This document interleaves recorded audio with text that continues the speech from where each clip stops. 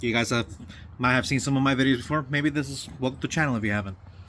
I wanted to make this series of videos. There's going to be about maybe 2, perhaps 3. I know there's at least one where the longest one would be like 30 minutes long, and by scratch how I made this. This video particularly will be the very quick overview on all the parts and the parts materials that you would need to put this together. This process took me almost 8 months because my goal was to make a ribbon burner forge that was 1, affordable, 2, readily accessible by people with the internet that can just ship things, and 3, strong and efficient. That was really my particular goal, as my previous forge had melted. This forge overall costs about $250-ish, give it or take, and you can get most of these parts from Amazon. And I actually used another website, which I will also link, and that's where I got the bulk of the pipe fittings. Realistically, you could go to Home Depot and put this together in a day. I have a filter, 6-inch inline duct fan, a step down with rubber as well, this piece of PVC piping which fits over this piece of duct, a reducer, 2-inch piping, this is a 6-inch nipple, a 90 degree, a 2-inch ball valve, which I firmly believe you don't really need if your fan has variable speed. After that, we have a T, which is a 2-to-2, and I'll talk about this in a second. We go up, we have another elbow, we go up to 2.5 to then go to 3 for a 3-inch floor flange. Inside the forge, we have an orifice, which is a sausage meat grinding plate, which conveniently fits perfectly inside of here. We have automatic ignition, which is aided by a spark plug and a switch, similar to the ones in barbecue. We'll go over here. I have a needle valve, elbow, another valve, which was kind of redundant because I didn't realize I had this. Quick disconnect, regulator for high pressure, propane bottle, and that is essentially it. I usually run around 5 psi. The main body of the forge is made out of these bricks. There is several types. I have these who are a little bit smoother, but I found these on Marketplace which were for 50 cents, so I could not complain at all. These double bricks were about $1 or so, but you can also get them on Amazon, which is where I got 2 of them, but I ended up finding them cheaper. And you can essentially see how I have staggered some of these components so they can fit better together. Internally, you can see how there is a cavity carved into the brick and a semi-moon, half moon, so the orifice doesn't have anything in its way. It also encourages spiral force to come out of here. I don't particularly have hinges because my whole point of this is for it to be modular. If I want to put 2 more bricks up and make a crucible to accommodation so I can smelt some things, that's perfect. The reason why it has a door that way is because the forge is pretty strong. When I'm here, I want to be able to have a workpiece and here a nice safe place where I can put tongs, things of the sort. I took inspiration from the Apollo forge. I really liked it and I wanted to buy it, but it was out of my price range, completely out of my price range. At the time of me recording this, the Apollo forge is somewhere around $850, $900 American. And that was, I'm not sure if that includes shipping. It is out of my price range, and it might be out of your price range too. Another thing that I do not particularly like about a lot of other forges is the use of the insulating wool, which you need a ridge dice, and it needs to be upkept, and it often falls apart. My goal is for anybody to be able to get this, put it together with Teflon and minimal effort, and get to forging right away. No tapping, none of that weird stuff. Everything could just be put together. I took inspiration from a lot of different places. I saw, which I will show in a second, and I saw some areas of redundancy.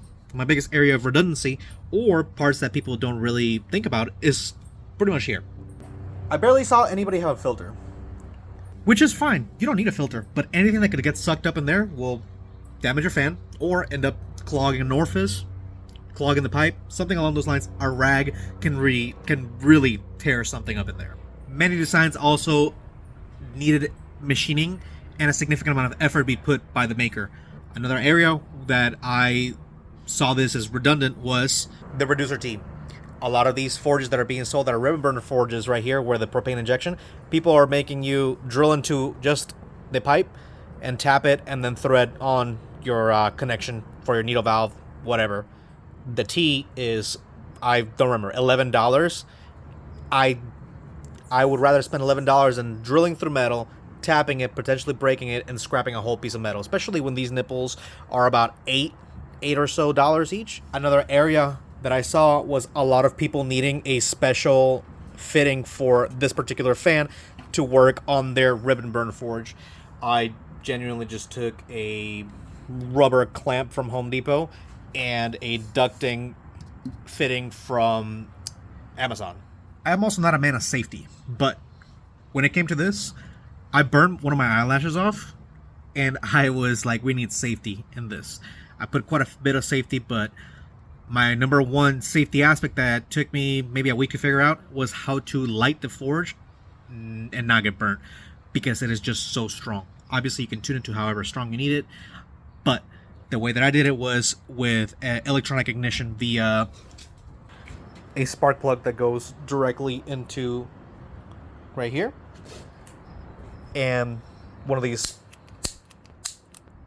igniters from a barbecue. It obviously needs to be grounded. I also saw some people didn't have any support for the piping, but hey, you do you. And by far, a part that many forges did not include, or you had to make from scratch or replace relatively often, the orifice or the actual ribbon burner portion of the forge. Some makers essentially sell a kit which you can cast the actual ribbon burner, and I just think that that is a lot of effort for the majority of people. My main design I wanted to be able to just order things on Amazon and get the forge going if I had a barbecue propane tank. If you want to know more about my orifice, you can watch the other video, but essentially it is a plate used in a sausage grinder that conveniently had the same exact external diameter as this would have the exact internal diameter. With my design, you don't need to cast a ribbon burner. It's already there. The orifice it fits right in. Now, you might be concerned about that piece of metal perhaps melting off. It wouldn't. And this is the other forge that I had, which melted and melted metal. It had these suction propane injections, whatever you want to call them. And notice the orifice. The orifice is literally, what, 1/8 of an inch thick? And this was melting everything around it, including itself. After some research and basic thermodynamics later that I had never learned, we can very much deduct that the orifice would never get hot enough to even come near melting, based on the fact that that's where the flame is originating. How effective is the forge? I'm not going to particularly light it up and show you how I can melt metal and smelt it or crucible it, whatever you want to call it. But the best part of the forge, or what I would consider the most effective or efficient, is the conservation of fuel, because gas is expensive. If you want to forge and you're learning to forge and you want to conserve heat, material, things of the sort, you want something that doesn't burn your propane tank in 5 hours. My pressure regulator is set to about 5 psi. I've run it under 3, but it's not fine enough to be able to do that. You can fine tune it with the needle valve and play with the air, but I run it at 5 because it's very conservative, right? It's efficient, and it gets hot and it stays hot, and I don't have to wait 5 to 10 minutes for a piece of metal to heat up to continue forging, which is what most people don't like. My main concern was being able to breathe safely. A lot of people always comment in my videos and they like saying that I sound like Darth Vader. Yeah, I have like lungs that are messed up and they only work at like 80% just from scarring and stuff like that. Asbestos. I wanted to not use that wool insulating material for the life of me. So I searched up what was the average temperature where it starts degrading and it starts being ineffective, and it was not very much in comparison to the bricks. The bricks not only last longer, they are stronger, they don't scrape up nowhere near as much, they don't need to be replaced anywhere near as often as wool would, and you don't need to reline part or the bulk of your forge every so often if you're forging at a decent amount and in very high temperatures. My design is very efficient, but one of the things that I learned is that we can bypass a lot of these design aspects. The number one being the ball valve. The ball valve, or in many other cases, people are using gate valves, is probably the most redundant and useless portion in this whole build, because you can regulate the speed of the fan and regulate the injection of propane down to a T with your remote and the needle valve. But why don't you like the ball valve? I don't like it because it simply doesn't make sense. I spent my time, a veteran, I had 10 years in the military, and a lot of the things that I had to deal with were piping systems. The ball valve would be the most horrible way to throttle your air intake. Mind you that the design for the fan that does not have the remote controller is like $10 less. But you are condensing 6 inches, right, of fan into 2 inches to then regulate it with a 2-inch ball valve? Absolutely not. It doesn't make sense. You would put excessive wear on your actual fan. Somebody's going to argue this, but in reality, you don't need to argue. You have a remote that it can actually adjust it, and I believe that that ball valve is the biggest waste of money in this whole project. Not only because it doesn't need to be metal, essentially nothing needs to be metal from here down. The metal only really needs to start up here, maybe even up here, mostly because of the radiating heat. But you won't need any metal all the way up here. If this is getting hot, you have bigger issues. Like, I'm talking about hot. You have bigger issues that you need to worry about. Over here, yeah, okay. You can see the transition between Teflon that's white and Teflon that's yellow. You can essentially get a PVC valve or a gate shutter that people use for dust collecting systems and throttle the fan just as effectively as the ball valve. However, the ball valve was $14. I'm not upset about it. It is not a safety mechanism that would be able to stop this at all. Mind you, you have the propane safety shut off, quick disconnect, and you can just turn off the fan.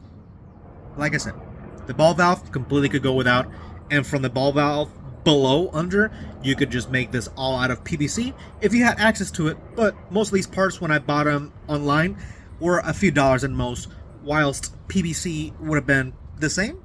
My next one is the needle valve. I don't particularly need the needle valve whatsoever. I have a pressure regulator on the propane bottle, and I have not one, but 2 valves for you to turn it on and modify and adjust. And the remote controller in the fan. Sometimes when there's humidity, it's been raining, something along those lines, that needle valve comes in useful. You can tune it a little bit, but there's nothing you can't do with that needle valve in this particular scale that you cannot do with a pressure regulator and slightly tapping the 90-degree valves that we have there. Overall, the most dangerous aspect of this build was to actually light it. Lighting it is strong. It's in the beginning of the video, you saw the phone got blown away. So I did not want to put my hands anywhere near it. I also don't want to leave any holes so you can put a torch. And you also don't want to really inconvenience yourself by lighting the forge with a torch or a match or something. So I saw that a lot of places had electronic ignition regarding some forges, and I found this module on Amazon. This doesn't look very pretty, but the module essentially sends a slight spark into the chamber right here. I had 2 of them, and this was the end of one of them, right?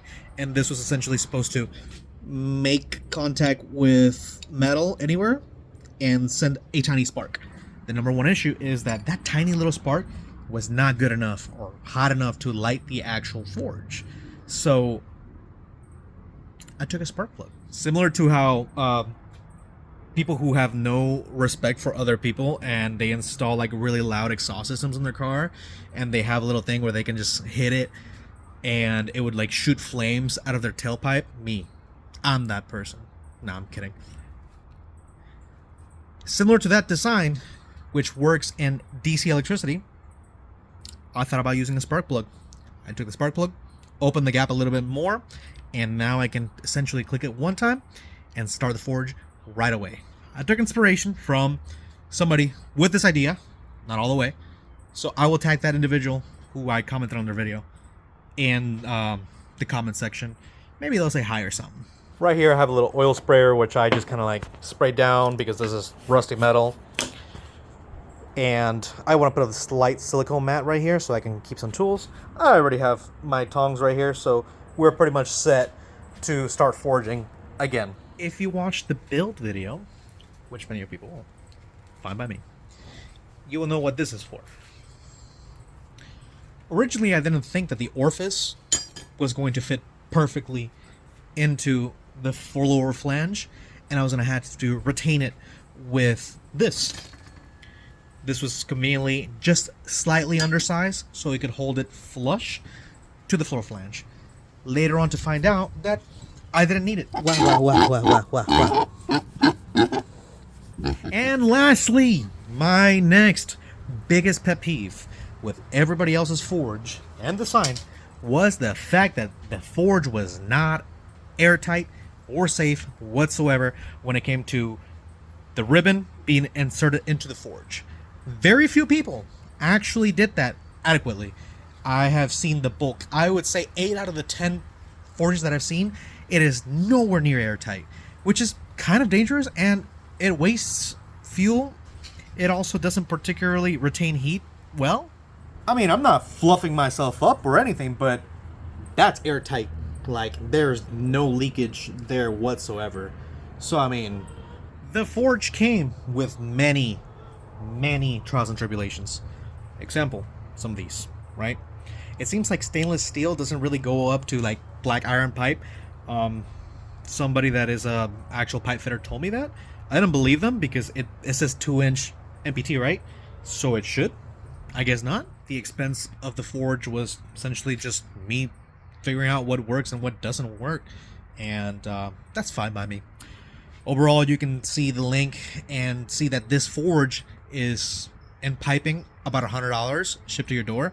The fan was like $75, a $14 ball valve, and miscellaneous brass fittings that seem to only come in packs of 3 or 4, and the hose regulator, which is like $30. So we are drastically at around $300 for you to be able to melt metal, minus your bricks. If you can access bricks or you want to use wool or whatever, that's fine. I don't care.